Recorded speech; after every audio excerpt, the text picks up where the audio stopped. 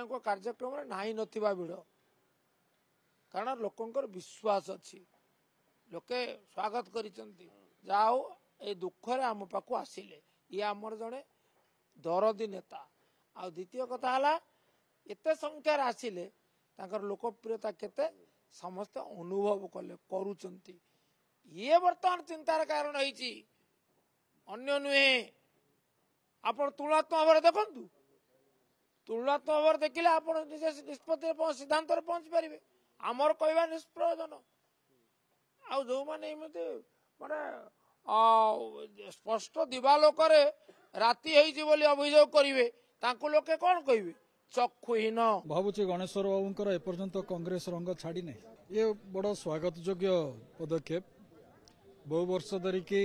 आम समिति तरफ दाबी हो आसूला जे स्वाधीनता संग्रामी मानकर भत्ता वृद्धि करा जाऊ एवं जो परिमाण रे मुख्यमंत्री आज घोषणा करिसंती ता निश्चित भाव में स्वागत योग्य स्वाधीनता संग्रामी राज्य भत्ता जो माने पाउचंती तांको भत्ता 20,000 को वृद्धि करा जायछि जो माने अणबंदी थिले 9,000 टंका पाउथले ताको मध्य 15,000 टंका करा जायछि एवं जो माने केंद्र भत्ता पाउथले पाउचंती ताको मध्य 8,000 रु 15,000 करा जायछि ये एक स्वागत योग्य पदक्षेप आउ गोटे बड़ घोषणा सी आज करिसंती ताहा होछि अनेक दिन धरिकी आमर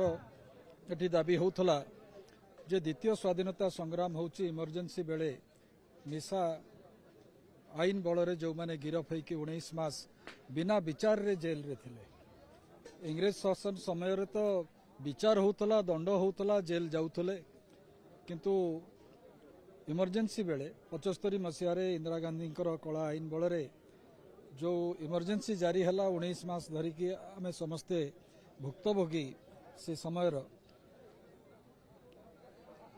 से परिवार मानकु मध्य से व्यक्ति मानकु मध्य भत्ता देवार व्यवस्था कराई 20,000 करी टंका प्रत्येक मासरे दिया जिवो ये कार्यक्रमटी अन्य